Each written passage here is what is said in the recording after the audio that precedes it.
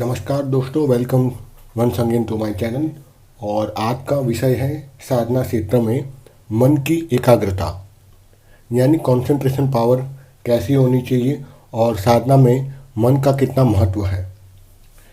तो साधक को मंत्र की साधना करने से पूर्व मंत्र पर पूर्ण श्रद्धा और विश्वास और पूरी भक्ति के साथ बैठना ये परम आवश्यक है, वरना आपका जो मंत्र साधना है वह सफल होना बिल्कुल कठिन नहीं, असंभवित है।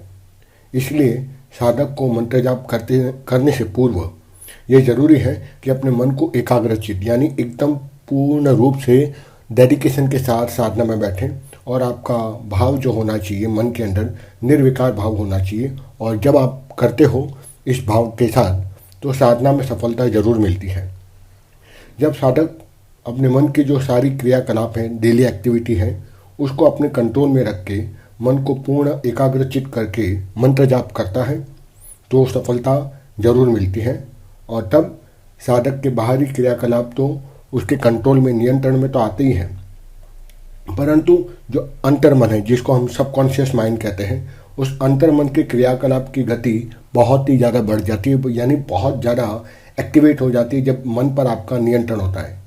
कहने का मतलब है कि जो मन की चंचलता है, जो अनियंत्रित मन है, वो बहुत ही बढ़ जाता है कहीं ना कहीं, क्योंकि ये जो मन नियंत्रित होना, कंट्रोल में रखना बिल्कुल इम्पॉसिबल लगता है, क्योंकि यह मन आपके नियंत्रण में नहीं होना चाहता।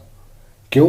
क्योंकि मन का स्वभाव ही चंचल होना है। जैसे लक्ष्मी के बारे में बताया गया है, लक्ष्मी हमेशा चंचला रहती है, उसी तरह यह मन हमेशा चंचल स्वभाव का है और सदा सर्वदा ये स्वतंत्र रहना चाहता है। इसलिए इस मन की चंचलता पर नियंत्रण प्राप्त करने के लिए साधक को चाहिए कि अधिक से अधिक वो एकाग्र होने के लिए, अपने कंट्रोल में होने के लिए प्रैक्टिस करता रहे। जैसा कि मैंने बताया कि स्वभाव से ही मन को नियंत्रित करना असंभव लगता है, और इसीलिए नियंत्रित किए गए मन से अगर आप काम करते हो तो सफलता होना स्वाभाविक है, वरना अनियंत्रित किए गए कार्य में आपको असफल ही होना पड़ेगा। और मंत्र की शक्ति को आविर्भाव करने से पहले आपको मेंटल फॉर्म में अपने आप को स्ट्रांग करना पड़ेगा, मानसिक स्तर पर। और साधक के शरीर में शक्तिमय होना जगत को संचारित और स्थापित करने वाला यह मन ही है। इसीलिए इस मन की स्वतंत्रता पर अंकुश करना यानी कंट्रोल करना, उसके शरीर में स्थित शक्ति को जागृत करना और जगत की ओर गतिशील करना पड़ता है, जो कि जब काल में साधक को इंद्रिया ज्ञान शून्य अथवा तो क्रियाहीन नहीं होती, परंतु नियंत्रित होने के कारण सुषुप्त अवस्था में ये चली जाती है। मन न स्थिर रहना स्वाभाविक है, पर यह मन न स्थिर होता है और न स्थिर होने देता है शरीर को भी, और न सुषुप्त अवस्था में भी रहता है, परंतु वह पहले की अपेक्षा और भी ज़्यादा गतिशील और क्रियाशील होता है यदि वो नियंत्रण में आता है तो। परंतु मन की जो गतिशीलता है, यानी जो एक्टिवेशन है और क्रियाशीलता है, ठीक है, उसको स्वतंत्र न होकर नियंत्रित और अनुशासित साधक को करना ही पड़ता है। तभी जप की तरफ या मेडिटेशन की तरफ उसका आकर्षण रहता है, मतलब वो उस तरफ जाता है। क्योंकि आप देखते हो आजकल बहुत सारे लोग केवल विजुअलाइजेशन को मेडिटेशन समझ बैठते हैं, और ये सबसे बड़ी भूल है। अधिकतर माइंड पावर के जो ट्रेनर हैं उनको स्वयं को ही नहीं पता कि मन को कैसे नियंत्रित किया जाए, और विजुअलाइजेशन टेक्निक के द्वारा भी आप मन को नियंत्रण कर सकते, पर वह मेडिटेशन नहीं है। इसका पहले मैंने एक एपिसोड रखा था, what is the difference between the visualisation and meditation. खैर, आज मैं बात करता हूँ मन को नियंत्रित करने की कला। ऐसी स्थिति में जब साधक जो साधना करना चाहता है, मंत्र साधना हो या तंत्र साधना हो, उस स्थिति में साधक का जो व्यवहार है, उसका मनन है और चिंतन पूर्ण रूप से धीरे धीरे आगे बढ़ता है, जैसे जैसे उसको कंट्रोल में रखना चाहता है। और उस समय साधक का सत्व गुण, 3 गुण होते हैं, सत्व, रजो और तमोगुण। तो उसका सत्व गुण और नैसंगिक उसका जो आनंद की धारणा है वो बढ़ती रहती है, और राजसिक तत्व, तामसिक तत्व धीरे धीरे कम होने लगती है, और वो भौतिक सुख की तरफ उसका जो लगाव है धीरे धीरे कम होने लगता है जब वो साधना में आगे बढ़ता है। जब साधक का मन एकाग्र होकर पूर्ण रूप से नियंत्रित यानी कि कंट्रोल में आ जाता है, और जब साधक साधना में एकदम लीन हो जाता है, तो उसको सत्वगुण बढ़ने के कारण आनंद की प्राप्ति होने लगती है और उसको राजसी ताम झाम, हंसी मजाक, बहुत मटेरियलिस्टिक डिजायर, ये सब प्रकार की जो विषय वासना है धीरे धीरे अंत होने लगता है। तब इस दिशा को प्राप्त करने पर माँ दुर्गा की अटूट भक्ति या अपने जो इष्ट देव हैं उस पर ध्यान लगाए रखना चाहिए, क्योंकि ध्यान लगाए रहने से मन पर नियंत्रण बढ़ा रहता है और उसे नियंत्रित मन को बनाए रखना पड़ता है ताकि वो और भी आगे जा सके। यदि साधक अपने मन और अपने इंद्रियों के ऊपर नियंत्रण में रखने में समर्थ हो जाता है तो उसका संपूर्ण प्रयास सफल तो होता ही है, सिद्धियाँ भी प्राप्त होती है। अन्यथा नियंत्रण ना होने के कारण वो पूर्ण रूप में साधना में भी निष्फल हो जाता है। साधक की वह दशा हो जाती है जैसे कोई कठिनता से जो प्राप्त की वस्तु हो वो अचानक खो जाती है। अतः साधक को चाहिए अपने नियंत्रित मन और इंद्रियों को सदा नियंत्रण में रखे, क्योंकि साधक की यह स्थिति उसके पूर्व जन्म के अच्छे कर्मों के कारण जो अर्जित संस्कार हैं उन्हीं अर्जित संस्कारों के कारण ही उसको प्राप्त होता है, अथवा तो उसके इष्ट देवता या माँ दुर्गा की जो कृपा है उस साधक पर होने के कारण या फिर गुरु कृपा के कारण भी मन पर नियंत्रण प्राप्त होता है। साधक को सांसारिक सुखों से मुख मोड़कर उस दुर्गम स्थिति को बनाए रखने के लिए चाहिए कि वो अपने मन को और भी एकाग्र करे और समर्पित भाव से अपने इष्ट देवता का निरंतर यानी कंटिन्यूसली जप बनाए रखे।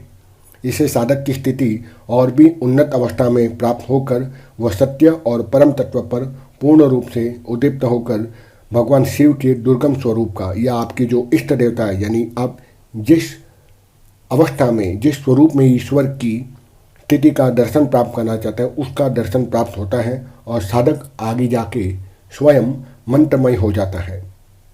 क्योंकि यह मन बड़ा ही चंचल है, स्थिर हमेशा नहीं रहना चाहता, क्योंकि यह भौतिक सुखों की तरफ आकर्षित होकर उस समय साधक को विचलित करता है।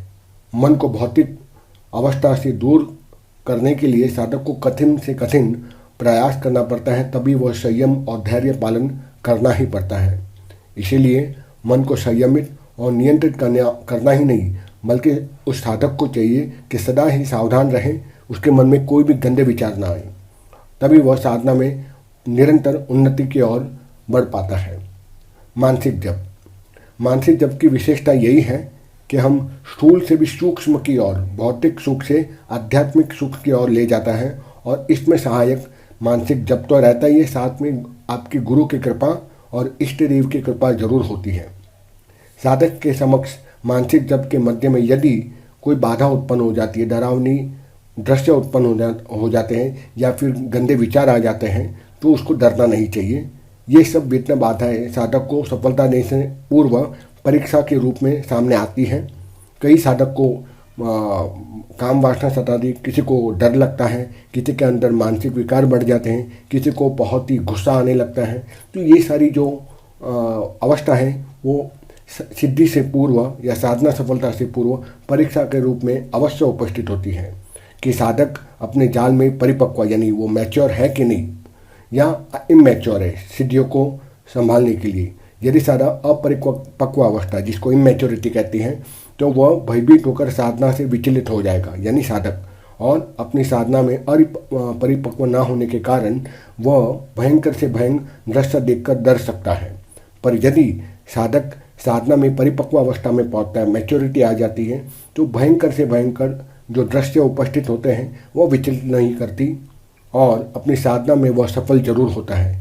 इसीलिए उस साधक या साधिका को चाहिए साधना में अविचल भाव से, पूरी एकाग्रता से और समर्पित भाव से साधना करते रहना चाहिए। और जिस शक्ति को साधक अपनी साधना के द्वारा जागृत करना चाहता है वह शक्ति जागृत होने से पूर्व साधक के शक्ति जागरण के आग्रह पर साधक की पात्रता को देखती है और पूर्ण जांच पड़ताल करने के बाद ही उसको सिद्धि प्राप्त होती है और आश्वस्त होती है कि साधक की क्षमता उस समय ग्राह योग्य यानी वो उस सिद्धि को प्राप्त करने के योग्य है या नहीं है। वो साधना की सिद्धि या इष्ट देवता स्वयं उसकी परीक्षा के उसे पता चल जाता है कि वह एक सफल साधक है या नहीं। अगर नियंत्रण है मन पर तो साधना में सिद्धि अवश्य मिलती है। तो ये आज मैंने आपको एक छोटे से एपिसोड में मन की एकाग्रता पर अपने बारे में विचार स्पष्ट किया है।